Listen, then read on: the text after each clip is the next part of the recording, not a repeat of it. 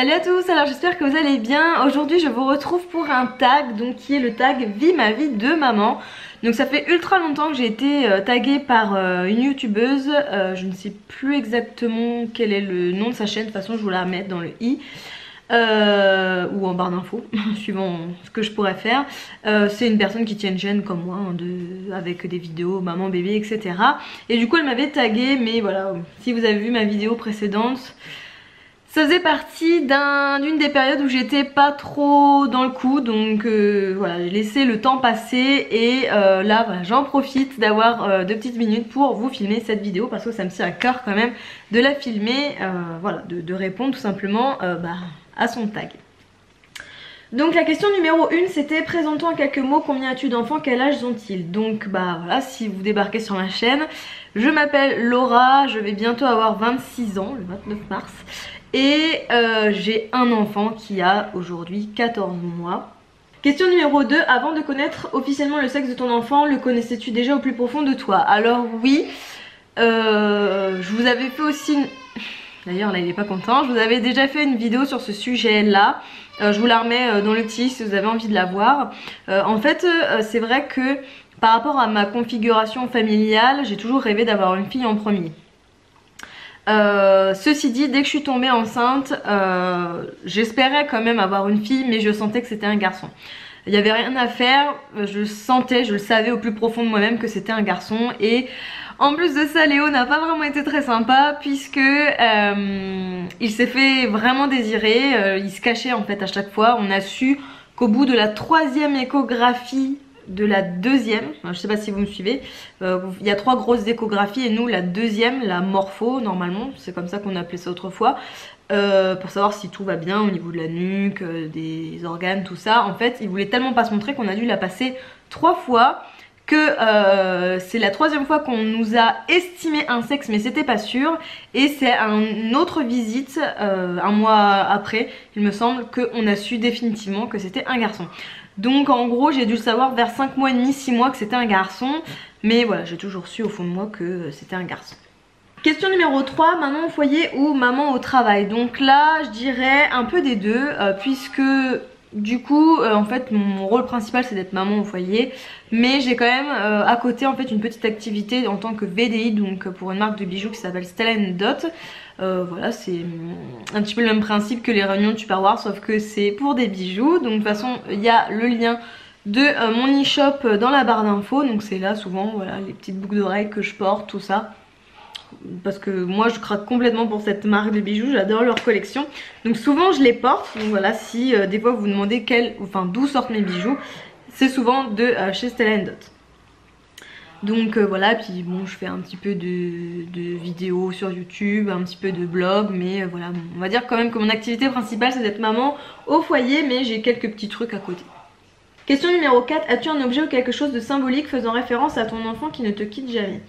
Alors oui, au jour d'aujourd'hui j'en ai un, donc en fait c'est un collier que j'ai eu à Noël. Donc ça faisait très longtemps que je voulais un bijou, donc déjà qui fasse référence à mon Léo, mais aussi qui soit de la marque, je ne sais plus d'ailleurs, Maman Gift, un truc comme ça. De toute façon je vous remettrai les liens en barre d'infos. Mais c'est un petit collier comme ça, lune, et en fait dessus il y a marqué, je vous le montre pas parce que mon appareil fait jamais le zoom, il y a marqué je t'aime maman. Donc voilà, j'ai eu à Noël, c'était un très beau cadeau de mon chéri, et c'est vrai que du coup ça me rend toute chose, ça met un petit peu dans mon rôle de maman, et quand je me regarde dans le miroir et que je le vois, bah forcément je pense à mon Léo. Et puis voilà, ça me permet aussi de me motiver dans ma perte de poids. C'est bête hein, parce que c'est qu'un collier, mais voilà, quand je le sens sur ma peau, je me dis allez, tu fais ça aussi pour ton bébé, te battre contre tes problèmes de poids. Donc voilà, c'est ce qui me fait penser en tout cas à mon bébé. Voilà, à chaque fois que je le vois, que je le sens sur moi, etc. Bon, je le porte pas tous les jours parce que j'aime bien changer de bijoux, mais c'est quand même le bijou que je porte le plus souvent et qui me fait penser à mon bébé. Question numéro 5, as-tu déjà vécu une situation où ton instinct de maman a pris le dessus? Alors oui, clairement. En fait faut savoir que Léo a été malade très tard. C'était un bébé qui était jamais malade. Et puis donc je ne savais pas en fait comment ça allait se déclarer le jour où pour la première fois il allait être malade. Et puis un jour comme ça, un matin, je le prends et puis je le vois, je sais pas pourquoi, j'ai eu un instinct, je me suis dit il y a quelque chose qui est pas comme d'habitude. Et je lui fais un bisou et là, dans ma tête, je me dis il a de la fièvre. Il était pas tellement chaud, hein, parce qu'il était pas non plus à un taquet de fièvre, hein, je veux dire il avait pas 39, 40, un truc comme ça. Mais je le sentais fiévreux et du coup bon bah j'ai eu raison, hein, j'ai pris la fièvre, enfin la température, il avait de la fièvre. Donc j'étais plutôt fière de moi parce que voilà, je m'étais dit oh là là comment je vais savoir si un jour il est pas bien, bon à part les pleurs quoi. Et au final voilà là voilà, dès que je l'avais vu je me suis dit oh c'est bizarre, il y a quelque chose qui est pas comme d'habitude, alors même qu'il n'était pas brûlant mais tout de suite je me suis dit il est malade et il y a quelque chose. Donc voilà, comme quoi que des fois on a des instincts qui ressortent comme ça de nous-mêmes. Question numéro 6. Fais-tu partie de ces mamans qui ont gardé leur test de grossesse? Alors non, pas du tout, puisque si vous n'avez pas vu toutes mes vidéos de grossesse, c'est pas le cas, je vous les remets là dans le i. J'ai fait 3 tests de grossesse qui me disaient que je n'étais pas enceinte, alors que je me doutais que j'étais enceinte. Enfin voilà, j'avais toujours pas mes règles, ça faisait quelques jours, etc. Enfin bref, j'ai une histoire un petit peu particulière, c'est pour ça que je vous invite à regarder cette vidéo si vous ne l'avez pas vue. Mais à la place, j'ai quand même gardé l'analyse de sang qui me dit que j'étais quand même bel et bien enceinte, malgré ces tests de grossesse qui me disaient que je n'étais pas enceinte. Donc voilà. Question numéro 7, as-tu du mal à te séparer des affaires de ton enfant? Alors oui, j'avouerai que j'ai beaucoup de mal à faire un vide dressing bébé. Déjà d'une parce qu'on a envie d'avoir plusieurs enfants et que si le prochain c'est aussi un garçon, ça nous évite de racheter des affaires. Mais c'est vrai que tout pour moi est un peu souvenir, donc je mets ça dans des housses hermétiques là, que je range après dans des caisses en plastique pour qu'il soit protégé. Et puis bon, après peut-être que plus tard quand il sera plus grand je m'en séparerai, mais j'ai quand même une petite boîte où il y a tous ces premiers petits trucs quoi, première tutu, premier pige, premier body, premier bonnet, premier truc, enfin bref, tous ces premiers machins, je les ai gardés dans une boîte par souvenir. Question numéro... Je vais mettre le PC là parce que ça me gêne. 8. Un achat qui te trotte dans la tête depuis quelques temps mais que tu n'as pas encore fait. Alors, rien à voir avec bébé du coup. Enfin si un petit peu, hein, ça a quand même à voir avec mon fils mais pas directement. C'est un Cookéo. Clairement moi j'ai un enfant qui est très speed, qui demande beaucoup d'attention et qui me hurle dans les jambes quand je fais la cuisine. Donc c'est un peu compliqué du coup de me faire des petits repas qui changent ou qui prennent un peu plus de temps à cuisiner. Et du coup je me suis dit qu'un Cookéo ça devrait sûrement m'aider. Donc j'ai eu beaucoup de retours positifs sur cet appareil là. Donc je compte m'en prendre un d'ici pas trop longtemps. Voilà, dès qu'on aura un petit peu fini toutes nos galères à cause du déménagement, de l'achat de la maison, etc. Je pense que j'investirai dans un Cookéo, ça me rendra bien service. Mais sinon vis-à-vis de Léo, je vais quand même vous dire, j'ai aussi envie d'acheter, vous savez c'est un espèce de lanière en fait qu'on met sur des chaises lambda, parce que vu que cet été on part en Italie, voilà je me dis qu'il faut que j'investisse dans ça pour voilà, quand on sera dehors au restaurant ou à l'hôtel, enfin en train de déjeuner tout ça, qu'il puisse être en sécurité et à côté de nous et puis qui ne bouge pas, qui ne court pas partout, parce que mon fils c'est celui qui serait capable de courir dans tout le resto. Question numéro 9. On dit souvent que pour un premier enfant on a du mal à acheter de l'occasion. Penses-tu réagir différemment pour ton prochain enfant? Alors nous, c'est vrai que moi de base j'ai pas l'automatisme d'aller regarder sur un site internet pour acheter de l'occasion. Et c'est vrai que pour mon premier bébé j'avais aussi envie d'acheter du neuf. Néanmoins il y a pas mal de choses que j'ai récupérées voilà, de seconde voire troisième main, donc ça me dérange pas non plus. Mais du coup forcément en fait il y a beaucoup de choses en fait que pour mes autres enfants, si j'en ai 2-3, on n'aura pas besoin de racheter en fait, parce que on les aura déjà tout simplement. Donc voilà, je pense que ce qu'on serait censé racheter ce sera sûrement des habits si on a une fille. Forcément, on aura envie de l'habiller en petite princesse un peu.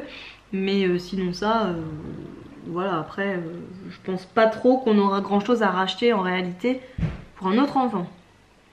Question numéro 10. Un fait marquant depuis la naissance de ton enfant à nous raconter, qu'il soit heureux ou un peu moins. Donc un fait marquant, franchement... Je sais pas, enfin là j'ai pas de choses qui me viennent en tête parce qu'en fait il y a tellement de petits moments. En fait c'est pas, il n'y a pas des gros trucs, c'est plein de petits moments.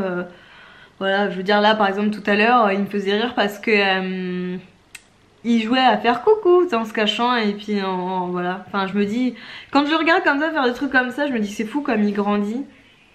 Mais sinon un fait marquant, si qu'il soit malheureux, alors si j'en ai un, c'est la dernière fois que j'étais chez ma cousine, j'étais en train de me préparer mon déjeuner et c'est vrai que donc elle a une petite fille mais qui est pas du tout une terreur, enfin Taz comme elle l'appelle, enfin voilà comme mon fils quoi, et donc la porte de placard où il y a les assiettes n'est pas coincée quoi, n'est pas bloquée. Et du coup en fait il a fallu 3 secondes pour que en fait je me verse l'eau dans mon thé et que lui en fait il ouvre la porte du placard, qu'il chope les assiettes, et au moment où je l'ai vu je me suis précipitée vers lui et bah en fait je pense qu'il a eu peur, il a lâché les assiettes, bah parce qu'il a dû avoir peur de se faire gronder ou j'en sais rien, et du coup bah c'est tombé sur son pied. Et donc pas le pied cassé mais il a l'ongle du doigt de pied en fait qui a noirci, donc du coup moi voilà, hyper effrayée, j'ai pris ma voiture, je suis montée en ville, aller voir en pharmacie, savoir si fallait faire quelque chose, si fallait que j'aille voir un médecin, tout ça. Donc après on m'a dit que non, hein, c'était pas grave, l'ongle allait en fait petit à petit tomber et puis ça allait repousser. Mais voilà, il a pas eu plus mal que ça, enfin il a pas moufté, mais le choc a fait que bah, sur son petit ongle fragile ça a noirci. Donc ça m'a retourné le cœur, enfin vraiment... C'est pas évident quand il se passe des choses comme ça, on s'en veut toujours, donc voilà. Mais ça c'est ouais, un fait qui est pas du tout heureux et dont je me souviendrai toute ma vie je crois. Question numéro 11, as-tu déjà craqué nerveusement depuis que tu es maman? Alors je sais pas vraiment ce qu'on entend parler par craquer nerveusement. Craquer nerveusement dans le sens où j'ai un besoin de m'isoler, de manger, voilà, des choses comme ça. Je pense que beaucoup de personnes me comprendront, mais voilà, ouais, c'est surtout ça, où en fait besoin d'ouvrir la soupape de décompression, et du coup bah moi ça passe par l'envie de, enfin comment dire, je me recroqueville un peu sur moi-même, vous savez, un besoin de silence, besoin de tout ça, et puis bah aussi l'envie de grignoter le soir du sucré. Ça je crois que c'est mes deux manières de craquer quand ça va pas, malheureusement. Le tag est fini, donc si je devais taguer quelqu'un, ça serait qui? En fait les personnes que je suis et que j'aimerais taguer, elles sont encore enceintes. Donc je dirais Coco Vanille, voilà, je pense pas qu'elle me regarde mais ça serait elle. Mais je pense qu'elle le fera bien plus tard, si un jour elle le fait, quand elle aura accouché. Ou alors Marion de la chaîne Pinky Buttercup, puisqu'elle vient d'avoir son 2e bébé, donc une petite fille. Je vous mettrai leur chaîne en barre d'infos ou dans le i. Mais voilà, ça serait les 2 personnes que j'aimerais taguer. Donc voilà pour cette petite vidéo, j'espère qu'elle vous aura plu. Si vous n'êtes toujours pas abonné à ma chaîne, et ben n'oubliez pas de vous abonner et d'activer la petite cloche si vous ne voulez louper aucune de mes vidéos. Et sinon ça, je vous dis à bientôt pour une prochaine vidéo. Ciao ciao.